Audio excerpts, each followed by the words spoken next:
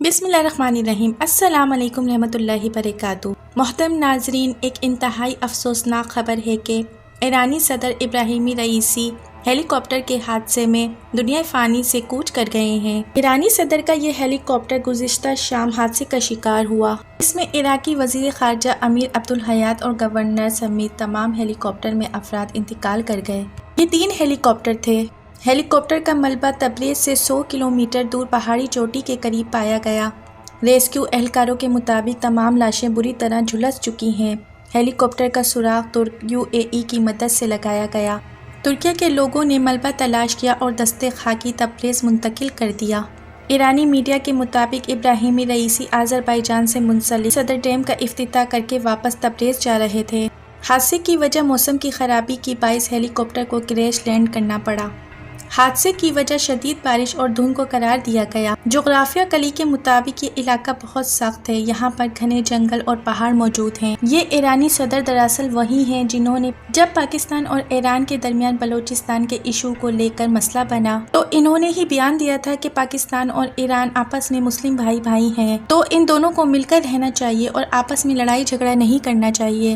کچھ ہی عرصے پہلے ایرانی صدر نے پاکستان کا نجی دورہ کیا، جہاں پر ان کے ساتھ کئی معاہدے کیے گئے۔ اس کے علاوہ انہوں نے پاکستان کے لوگوں سے بات کرنے کی خواہش کا بھی اظہار کیا، لیکن ان کا کہنا تھا کہ کچھ وجوہات کی بنا پر بات نہیں کر پایا۔ لیکن یہ خبر کنفرم کرنے سے پہلے ایرانی میڈیا یہ کلیم کر رہا ہے کہ یہ ہیلی کاپٹر لاپتہ ہے، اس کی تلاش جاری ہے۔ ان کو لگتا تھا کہ شاید یہ ہیلی کاپٹر ہارڈ لینڈ کی وجہ سے آ کر گر گیا ہو، لیکن ان کو یہ اندازہ نہیں تھا کہ یہ ہیلی کاپٹر کریش کر سکتا ہے۔ لیکن افسوس ایسا ہی ہوا۔ جب اس ہیلی کاپٹر کے کریش کی خبر پوری دنیا میں پھیلی تو ترکی نے اپنا ڈرون ان کی طرف روانہ کیا۔ ان کے علاوہ رشیا کی 47 کی قریب ریسکیو سمتیں یہاں پر پہنچ گئیں۔ ایران کی ریسکیو خود رات بھر اس ملبے کو تلاش کرنے کی کوشش کرتی رہی، لیکن موسم کی خرابی کی وجہ سے کوئی خبر نہیں مل پا رہی تھی۔ لیکن آخرکار ترکی کی ڈرون کی مدد سے اس ملبے کو دیکھا گیا۔ پھر پتہ چلا کہ ہیلی کاپٹر کریش لینڈنگ کے بعد بالکل تباہ ہو چکا ہے۔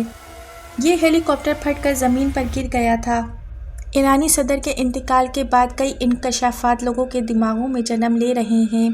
وجہ یہ بھی ہو سکتی ہے کہ انٹرنل پولیٹکس کا نتیجہ بھی ہو سکتا ہے، کیونکہ بہت سارے لوگوں کا ماننا تھا کہ ایران کے سپریم لیڈر آیت اللہ خمینی کے بعد ابراہیم ویسے ہی ان کی جگہ لینے والے تھے، اور یہ بھی پاسبل ہے کہ یہ صرف ایک حادثہ ہی ہو، واللہ عالم، یہ تو اللہ ہی بہتر جانتا ہے۔ اور چونکہ صدر ابراہیمی کافی جگہ اسرائیل کے خلاف بیانات دیتے ہوئے نظر آئے ہیں تو کافی لوگوں کا دھیان اسرائیل کی طرف بھی جا رہا ہے، لیکن حالات کو دیکھ کر یہ کہا جا سکتا ہے کہ یہ بہت بڑا ایک ثانیہ ہے جس کو اگنور نہیں کیا جا سکتا۔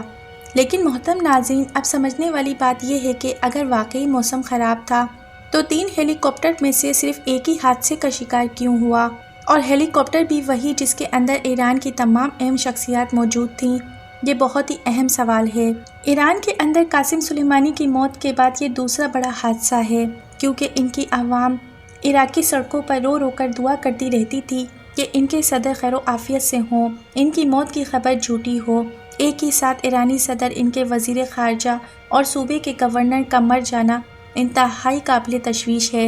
ابراہیمی رئیسی وہ شخصیت ہیں جنہوں نے ایک بار پھر امت مسلمہ کو جوڑنے کی کوشش کی تھی۔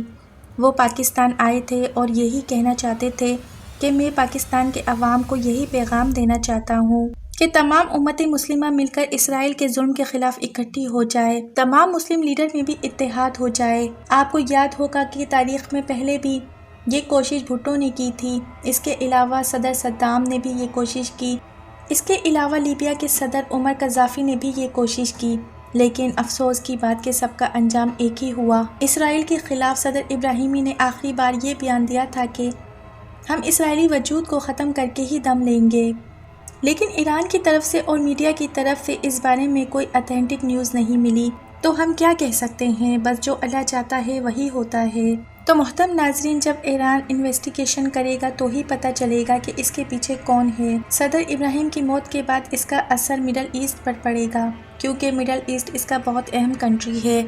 اب دیکھیں کہ اثر ابھی سے پڑنا شروع ہو گیا ہے، کیونکہ انٹرنیشنل مارکیٹ کے اندر آئل کی قیمتیں اچانک سے بڑھنے لگی ہیں۔ اس کے علاوہ ایران حماس اور اسکالرز کی بھی مالی مدد فراہم کرتا تھا، جس کی وجہ سے وہ غزہ کے اندر لڑ رہے تھے۔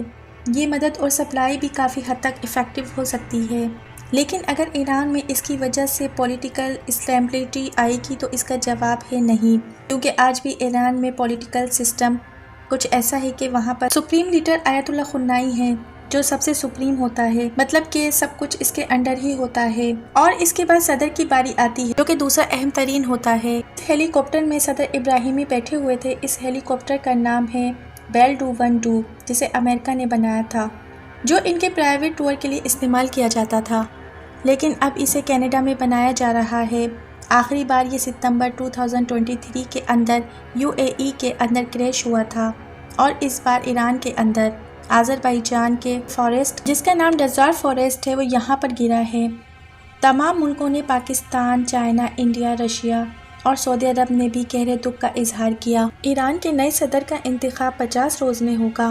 ابراہیمی رئیسی کے انتقال کے بعد صدارت محمد مقبر نے سنبھال لی۔ ایرانی غزہ اور حزب اللہ کو بھی مالی مدد فراہم کرتا تھا۔ اب دیکھنا ہے کہ ایران کی جو پالیسی تھی وہ جاری رہے گی یا پھر اس میں کوئی چینج دیکھنے کو ملے گا۔ جب تک کوئی واضح انویسٹیگیشن ایران کی طرف سے نہیں ہوتی تو یہ کہنا محترم ناظرین بہت مشکل ہے کہ اس کے پیچھے واقعی کسی کا ہاتھ ہے یا یہ صرف ایک حادثہ ہے۔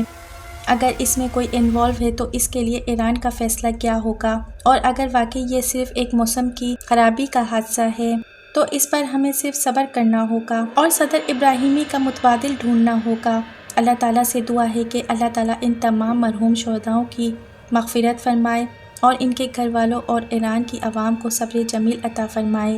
تو محترم ناظرین، اس بارے میں آپ بھی اپنی رائے کا اظہار کمنٹ باکس میں ضرور کیجیے گا۔ اپنا بہت سا خیال رکھیے اور میرے چینل کو سبسکرائب کرتے جائیے۔